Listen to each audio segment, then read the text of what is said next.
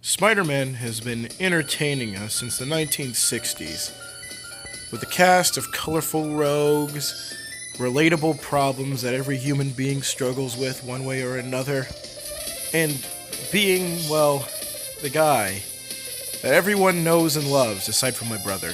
He's been in a variety of movies, TV shows, comic book series, cereal, and a so-so popsicle.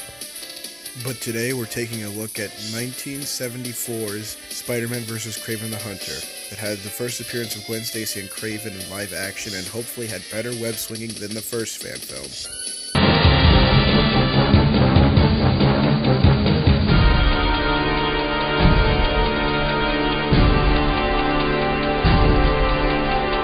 Also, what a classic villain to use, Kraven the Hunter.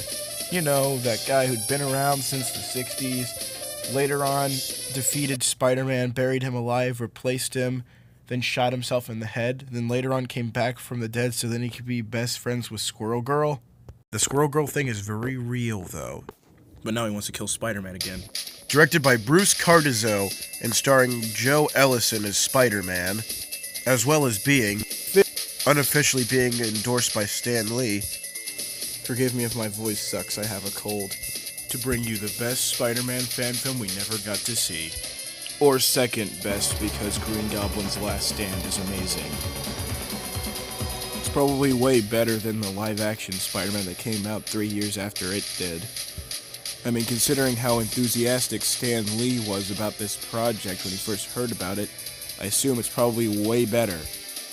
$5 says this movie had better wall crawling and web swinging than the 70s live-action Spider-Man series.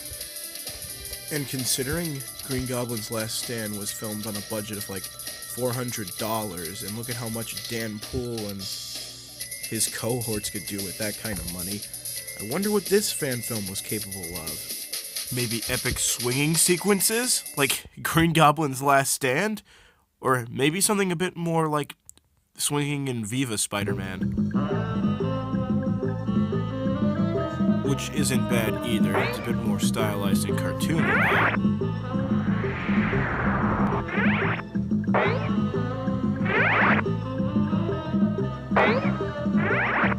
For what it is, Viva Spider-Man is amazing, and I wish the 70s Spider-Man had more swinging sequences like that. Maybe it wouldn't be so trashy and garbagey. We could do something cool like that, and all you really need is a photo of the city! But we're not here to talk about that. We're here to talk about this. Our story is mainly based off Amazing Spider-Man issue 15. Lucky for us, we can actually read these comics illegally online because, goddammit, I can't pay $600 for the actual issue. Beginning with Spider-Man apprehending a group of gangsters. However, the plot synopsis makes no mention of one of the gangsters being the Chameleon, who then hires his, half-brother Kraven to kill Spider-Man. Also, I'm pretty sure this scene was faithfully recreated, except maybe without the gorilla attack. Interestingly, one of the only existing photos is of Spider-Man fighting the gangsters. A lot of work was put into this film.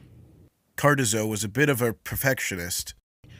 Build a section of building for Spider-Man to climb, accurate costumes and all that. I mean, I know Stan Lee loved the accurate costumes.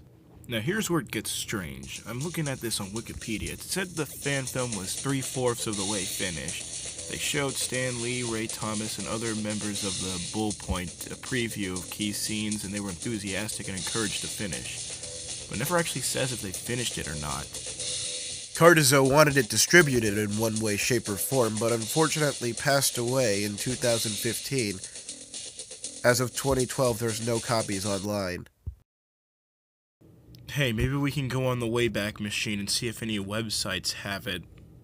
I mean, the last screening of this supposedly 30-minute fan film was at a comic book and science fiction convention in Los Angeles in 2005. At least Joe Ellison as Spider-Man, A. Andrew Pastorio as J Jonah Jameson, and unknown actor and actresses playing Gwen Stacy and Kraven the Hunter respectively were well received by Marvel's employees and Stan himself. Now, the plot synopsis says it's an adaptation of Amazing Spider-Man issue 15, like I already said. But it starts with the robbery, with one man escaping, who contacts Kraven. That one man is probably, the chameleon, but maybe just a substitute for him. My guess is doing a comic-accurate chameleon on a fan film budget would be really difficult and hard to pull off, with that white face and all. Also, I guess that Gwen would take the part of Liz and flirt with Peter at the dock, when Peter's going to go get photos of Kraven. And I bet the final battle would have never held a candle to this fight. Kill him. Kidding aside, this fight was so shit. But it could have been really cool if they actually tried.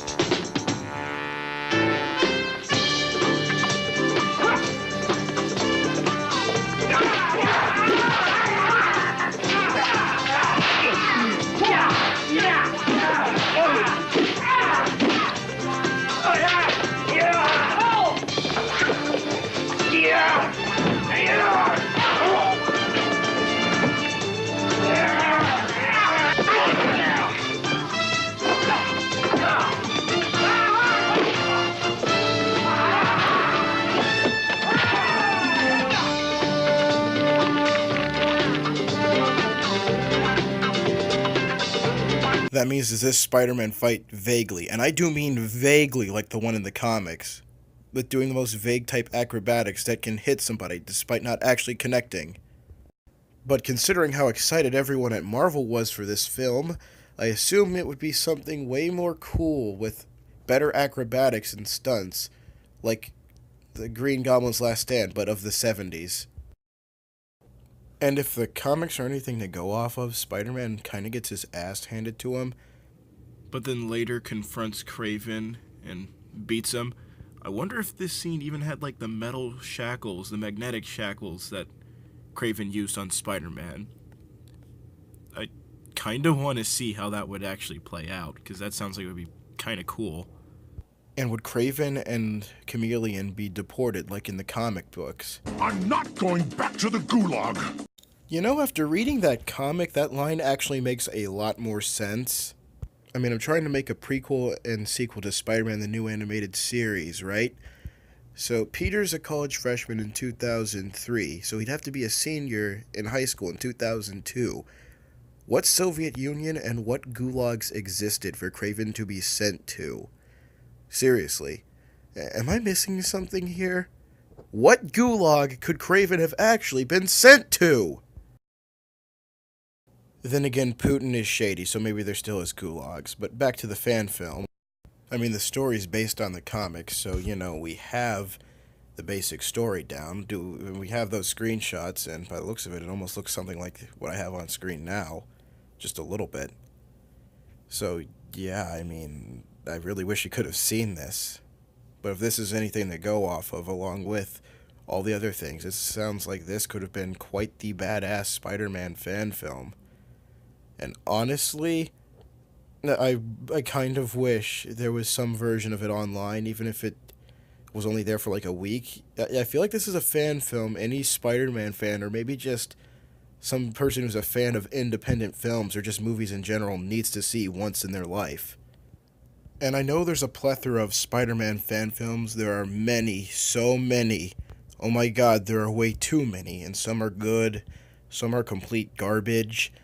But this one is the second Spider-Man fan film ever, and it looks like it would have been pretty awesome.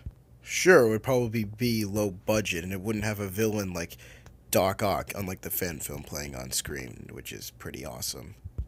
It could be more like an epic duel to the finish with Kraven the Hunter. Think about that. I mean, for those of you who are Kraven the Hunter fans or read Kraven's Last Hunt, that sounds like it would be pretty awesome.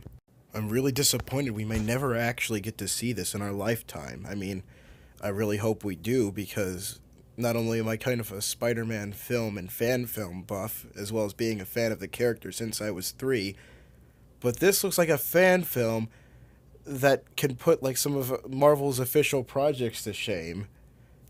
It would have been quite the cool adaptation. It was probably going to be the Green Goblin's Last Stand of the 70s.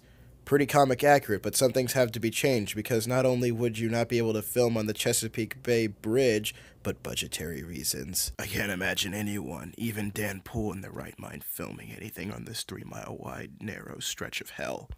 Or, any bridge in Baltimore City. Unfortunately, we may never see this fan film see the light of day. At least it was probably a cool one. Yeah, I know, it's disappointing. Well, what can you do? I mean, I guess I'll stick with all the other fan films and the goofy-ass live-action stuff Marvel did with the character, like this PSA on screen, or the Wizard magazine commercial. As much as I wish for a superior live-action series, or... I am still glad to have what we have. Have a good day, everyone. A Spider-Man fan film with this big a budget that can have these intricate...